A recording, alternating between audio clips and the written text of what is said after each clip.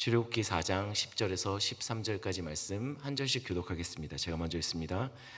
모세가 여호와께 아뢰되 오 주여 나는 본래 말을 잘 하지 못하는 자이니이다.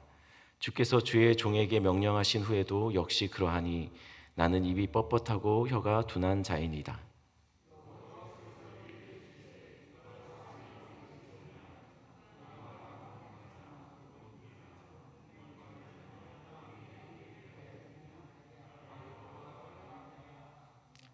이제 가라. 내가 내 입과 함께 있어서 할 말을 가르치리라. 모세가 이르되 오 주여 보낼 만한 자를 보내소서. 아멘. 한번 기도하겠습니다. 사랑의 주님 감사합니다. 하나님 이 시간 하나님의 아버지 하나님 말씀을 들으려고 합니다. 늘 겸손케 하여 주시고 말씀 앞에 늘 순종하는 자로 서게 하여 주시옵소서. 아버지 하나님 내 생각이 너무 강해서 하나님의 말씀이 안 들리는 아버지 하나님 그런 어리석은 자가 되지 않도록 주님 도와주시고 하나님 부족한 자의 입술을 또한 가려주시고 오직 아버지 하나님 하나님의 말이 선명하게 들리는 시간 되게 주님 도와주시옵소서. 인도하실 하나님 감사를 드리며 예수님의 이름으로 기도드렸습니다. 아멘. 종종 드라마를 보다 보면 이렇게 배역에 맞지 않는 배우가 캐스팅된 것을 볼 때가 있습니다. 정말 어울리지 않는 사람이 그 배역에 캐스팅이 되면 드라마를 볼 때 몰입도가 떨어지죠. 재미가 없어지게 됩니다.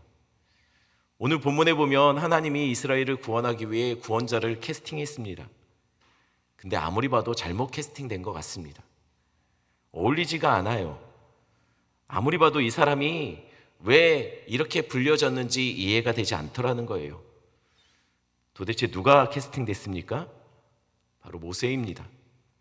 하나님은 모세를 이스라엘을 애굽에서 구원할 자로 캐스팅하셨습니다. 그런데 아무리 봐도 이 캐스팅이 잘못된 캐스팅으로 보이더라는 거예요.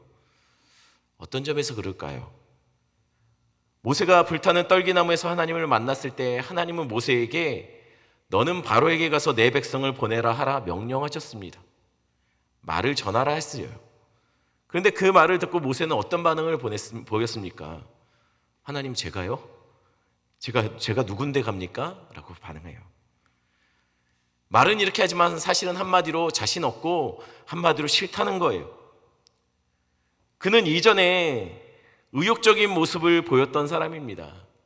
그는 이전에 자기 백성의 대변인이고 자기 백성의 보호자인 것처럼 행동했던 때가 있었습니다.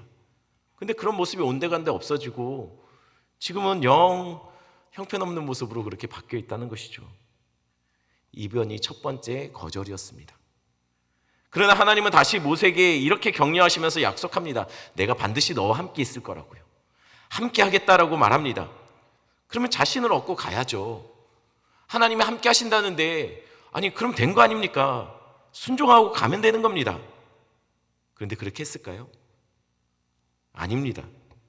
이 말에 모세는 다시 하나님께 이렇게 말합니다. 하나님, 내가 가도 이스라엘 백성들 누가 너를 보냈느냐? 그 자의 이름, 그분의 이름이 누구냐라고 물어볼 겁니다. 난 당신이 누군지 잘 모릅니다. 이게 두 번째 거절이었습니다. 그러자 하나님은 나는 스스로 있는 자다라고 대답해 주세요. 이 말이 뭐라고 했죠? 나는 있다. 나는 존재하는 자다.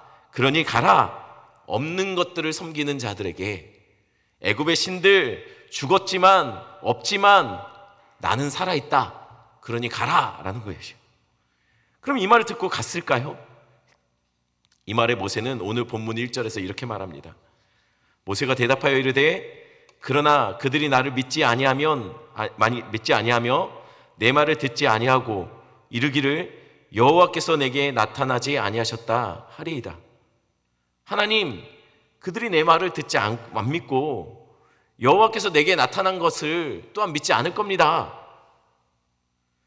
정말 지독하게도 말을 안 듣죠. 가라면 가지. 이번이 세 번째 대꾸였습니다. 꼭 누굴 닮았어요. 늘 말씀을 통해서 깨닫게 하셔도 잘 변하지 않는 우리를 꼭 닮은 것 같아요. 모세가 꼭 우리를 닮았다는 거예요. 그래서 하나님은 모세에게 하나님이 아니면 일어날 수 없는 일들, 그 확실한 증거들을 나타내 보십니다. 첫 번째로 보여주신 게 뭐냐면 지팡이를 땅에 던져서 뱀을 만드는 것이었어요. 이것이 무엇을 의미하냐면 당시 지팡이는 통치자의 상징이었고 뱀은 이집트의 수호신이었습니다. 그래서 이집트의 파라오의 모습을 보면 가끔 머리에 이렇게 뱀이 이렇게 형상화된 것을 보지 않습니까? 즉 지금 모세는 애굽의 신을 자신의 지팡이로 만들어낸 겁니다. 이것이 무엇을 말하는 것일까요? 애굽이 자신을 지켜줄 것이라고 믿었던 이 수호신도 하나님에 의해서 만들어지고 없어지고 조종된다라는 것을 말합니다. 그런데 모세는 이것을 보고서요, 덜컥 겁이 나서 도망치듯이 숨어버립니다. 3절 하반절을 보니 뱀 앞에서 피하였다라고 성경에 기록하고 있어요. 두려웠다는 것이죠. 그러자 하나님은 모세에게 이렇게 말합니다. 4절 말씀 한번 볼까요? 4절 말씀 함께 읽겠습니다. 여호와께서 모세에게 이르시되 내 손을 내밀어 그 꼬리를 잡으라. 그가 손을 내밀어 그것을 잡으니 그의 손에서 지팡이가 된지라. 두려워하는 모세에게 손을 내밀어 어디를 잡으라고 했습니까? 뱀 꼬리를 잡으라고 했습니다. 근데 원래 뱀은 꼬리를 잡아서 제압됩니까? 아니요, 꼬리 잡으면 안 됩니다. 꼬리를 잡으면 물리는 거죠. 그런데 지금 모세에게 하나님이 뱀의 꼬리를 잡으라고 합니다. 이 말은 뭐죠? 이 뱀은 네 앞에서 완전히 순종하고 복종하겠다는 얘기예요. 마찬가지입니다. 지금 애굽이 신으로 믿는 그 뱀이 모세에 의해서 지금 복종당하는 모습을 보여주는 거예요. 이것은 하나님이 아니면 일어날 수 없는 것이죠. 그러나 이마저도 사람들이 믿지 않으면 이제는 어떻게 합니까? 두 번째, 하나님 또 보여주신 게 있어요. 품에 손을 넣고 빼라는 거예요. 그랬더니 나병이 생겼어요. 다시 넣고 빼니 나병이 사라집니다. 당시 병은 신의 저주라고 생각했습니다. 그러니 신의 저주로 여겨지는 나병이 넣다 빼니 생기고 넣다 빼니 없어지니 이건 뭡니까? 신이 그와 함께하는 겁니다. 신의 능력이 그를 통해서 나타나고 있는 것이죠. 그러나 이 두 가지 기적마저도 믿지 않으면 하나님은 세 번째 약속을 하십니다. 세 번째 약속으로 나일강을 피로 만들어 버리겠다고 얘기하세요. 당시 이집트 사람에게 나일강은 신이었어요. 신. 모든 사람을 먹이고 땅을 비옥하게 만드는 신으로 여겨졌습니다. 근데 그 나일강이 피로 변하면 어떻게 되는 겁니까? 이게 단순히 물에 문제가 생기는 것 그 이상의 의미였어요. 이는 곧 그들의 신이 죽었다는 의미였습니다. 그것도 하나님의 명령에 의해서 말이죠. 하나님이 이 같은 이적을 모세에게 행하시겠다고 약속했습니다. 그리고 보여주셨어요. 자, 그럼 이와 같은 기적이 실제로 이스라엘 앞에서 모세를 통해서 나타난다면 그걸 본 이스라엘 백성은 그래도 하나님이 너에게 나타났냐? 거짓말 아니냐라고 말하겠습니까? 아니죠. 어떻게 그런 말을 할 수 있습니까? 당연히 하나님이 그와 함께 하시는 겁니다. 왜냐하면 하나님이 아니면 일어날 수 없는 일이 일어난 거 아닙니까? 자, 그러면 모세는 안심하고 이제 애굽으로 가도 됩니다. 당당하게 바로 앞에 서도 됩니다. 그 앞에서 내 백성 보내라 외쳐도 됩니다. 왜요? 하나님이 빼기지 않습니까? 그런데 실제로 모세는 어떻게 했나요? 10절 말씀 볼까요? 한번 같이 보겠습니다. 모세가 여호와께 아뢰되 오 주여 나는 본래 말을 잘 하지 못하는 자니이다. 주께서 주의 종에게 명령하신 후에도 역시 그러하니 나는 입이 뻣뻣하고 혀가 둔한 자이다. 이번엔 모세가 뭐라고 말합니까? 나 말 잘 못해요. 당신이 지금 나에게 명령하셔봤자 나는 아직 말 못합니다. 나는 말을 못하는 사람이에요. 아니 근데 여러분, 모세가 정말 말을 못했습니까? 우리가 아는 모세는 그런 사람이 아니에요. 왕궁에서 교육받은 자였어요. 당시에 왕궁에서 지도자들이 가장 중요하게 여겨지는 그 수업 과목은요, 수사학이었어요. 수사학이라는 게 뭐냐면 말을 효과적으로 논리적으로 잘하는 학문, 이것을 통해서 말을 잘하는 것이 그때 당시에는 지혜로운 사람이고 학식이 있는 사람으로 여겨졌습니다. 왕궁에서 어떤 나라의 통치자나 지도자로 키워내기 위해서는 말을 잘하도록 훈련시켰습니다. 왜냐하면 다른 나라하고 외교적으로 뭔가 딜도 해야 되고, 또는 백성들 또는 군대에 나갈 때는 사람들의 마음도 막 이렇게 막 이렇게 막 독려하고 막 이래야 되지 않습니까? 그럼 말을 잘해야 돼요. 실제로 모세는 잘했던 것 같아요. 왜냐하면 자기 백성들끼리 싸움이 났을 때 거기에서 중재를 하려고 그랬어요. 그랬더니 사람들이 뭐라고 합니까? 네가 뭐 사람 죽여놓고 우리도 죽일 거냐? 누가 너를 우리의 재판관으로 세웠냐? 막 이러지 않습니까? 모세는요, 말을 잘했었습니다. 아주 굉장히 자신이 모든 어떤 뭐 이렇게 다툼이나 이런 것을 자기가 잘 조율할 수 있을 거라고 생각했던 사람이었어요. 나서기 좋아했던 사람이었고요. 근데 지금 말을 못 한답니다. 지금 자기는 안 되겠답니다. 물론 오래전 이야기죠. 오래전 이야기입니다. 그런데 이게 네 번째, 하나님 앞에 못하겠다고 핑계대고 있는 거예요. 여러분이 하나님이면 어떻게 하시겠습니까? 걔가 걔 아니네. 뭐 예전에 너가 아니네 하고 저 같으면 그랬을 것 같아요. 아우 답답해. 너는 안 되겠다. 너는 내가 하고 많은 사람 중에 뭐 말 잘하는 아론도 있는데 너는 안 될 것 같다. 저는 그랬을 것 같아요. 근데 이게 뭐죠? 지독하게 말을 안 듣는데, 근데 하나님은 끝까지 설득하고 계세요. 누가 입을 지었느냐? 누가 맹인과 벙어리를 만들었느냐? 그러니 그만 가라. 내가 내 입과 함께 있어 할 말을 너에게 가르칠 테니까 가라. 자, 이렇게까지 말씀하셨으면 그러면 이제 더 하면 안 됩니다. 그러다 맞아요. 근데 모세 어떻게 했죠? 13절 말씀 한번 보겠습니다. 13절 같이 있습니다. 모세가 이르되 오 주여 보낼 만한 자를 보내소서. 참 이거 어떻게 됩니까?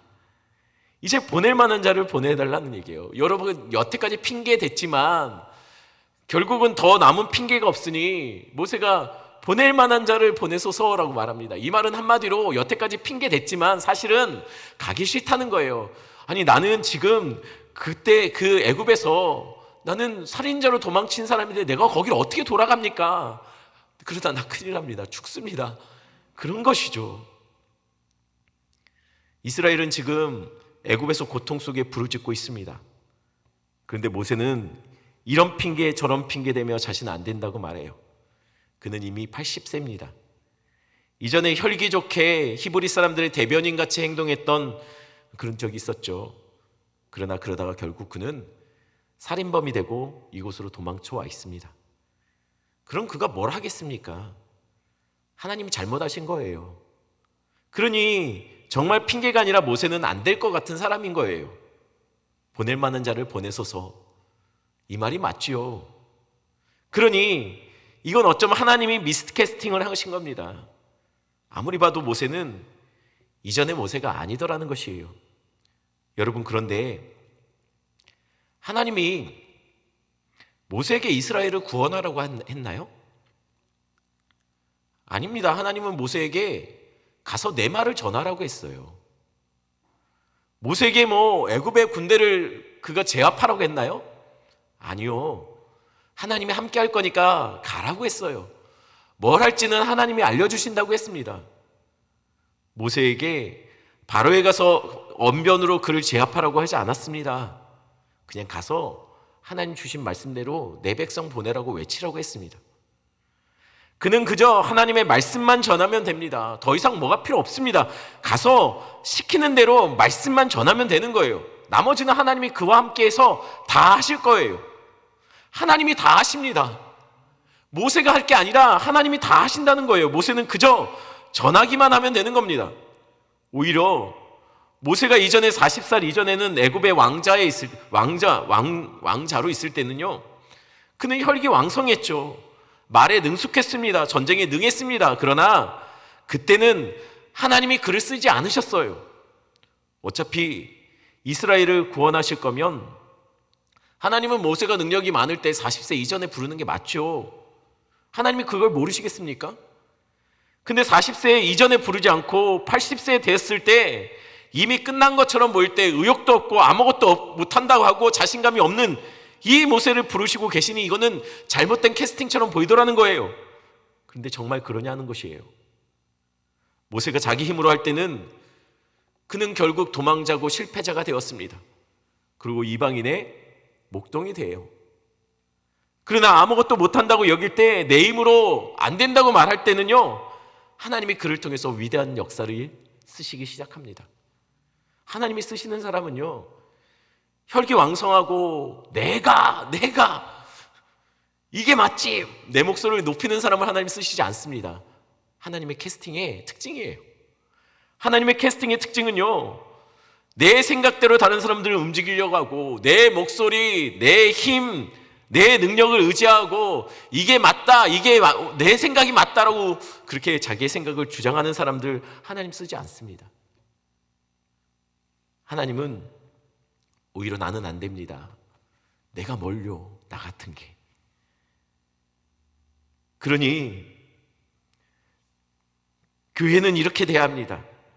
이게 맞습니다. 내가를 외치는 사람은, 여러분, 사실 하나님이 쓰시는 사람이 아닙니다. 내 힘을 부정하고 나는 못합니다. 그래서 하나님 나와 함께 가주셔야 합니다. 하지만 모세처럼 끝까지 버티는 사람이 아니라 결국은 그분을 믿고 순종하며 그분의 캐스팅에 내가 동참하는 그런 사람을 통해서 하나님 큰 일을 하시죠. 왜냐하면 하나님의 캐스팅에는 실패가 없기 때문이에요. 나는 안 됩니다 할 때 하나님은 내가 할게 하시는 분이십니다. 이 시간 말씀 생각하시면서 함께 기도할 텐데요, 특별히 우리가 긴급하게 기도할 것이 있습니다. 이철 집사님, 김혜경 집사님, 우리 둘째 아들, 우리 선민 형제가 있는데 며칠 전에 뇌출혈이 있어서 지금 한국병원에 입원해서 수술을 받았습니다. 1차 수술을 받았는데 갑자기 그 또 왼쪽에 뇌 쪽이 굉장히 뇌압이 높아지면서 좀 심각해졌습니다. 그래서 이렇게 지금 현재 머리를 이렇게 열어놓은 상태입니다. 이게 너무 붓기가 너무 해서 그래서 지금 현재는 붓기를 잡기는 했는데 많이 가라앉았는데 여전히 피가 조금씩 스며 나오고 있다고 합니다. 왼쪽 뇌 쪽에. 그래서 오른쪽 팔다리가 마비 증상이 오고 있는데 여러분도 기도해 주시기는 출혈이 완전히 사라지고 뇌압 붓는 것도 완전히 멈추고 혈관에 막힌 부분들도 전부 사라지고 혹여나 있을지 모르는 이 뇌출혈의 후유증이 사라지게 해달라고, 없게, 후유증 없이 퇴원할 수 있도록 해달라고, 하나님 지켜달라고 간곡히 여러분들 오늘 이 시간 함께 기도해 주셨으면 좋겠습니다. 생각날 때마다 계속 이거 갖고 기도해 주시면 좋을 것 같아요. 굉장히 어려움이, 아마 의사는 후유증이 생기지 않을까, 지금 현재는 계속 약으로 재워놓고 있는 상태인데 아마 후유증이 있지 않을까라고 얘기를 한다고 합니다. 함께 기도할 때 하나님 후유증 없이 퇴원할 수 있도록 해주시옵소서. 하나님이 고쳐주신 은혜, 그리고 이 기회에 형제가 신앙생활을 잘 못하고 있었다고 이렇게 들었습니다. 하나님이 조그만한 혈관 하나만 막아도 우리는 이렇게 어쩌지 못하는데 이 앞에, 그 하나님의 앞에, 능력 앞에 우리 선민 형제가 겸손히 엎드리고 주님 붙잡고 살아가는 계기가 되게 해달라고, 하나님이 행하시는 또 하나의 간증이 생길 수 있고 그 인생에 하나님의 살아계심을 체험할 수 있는, 부인할래야 부인할 수 없는 확실한 체험을 경험할 수 있는 시간들이 되게 해달라고 여러분 위해서 기도해 주시면 좋을 것 같습니다. 함께 기도하시고 여러분 앞에 나와 있는 기도 제목 가지고 자유롭게 기도하시다가 돌아가시면 되겠습니다. 함께 기도하겠습니다.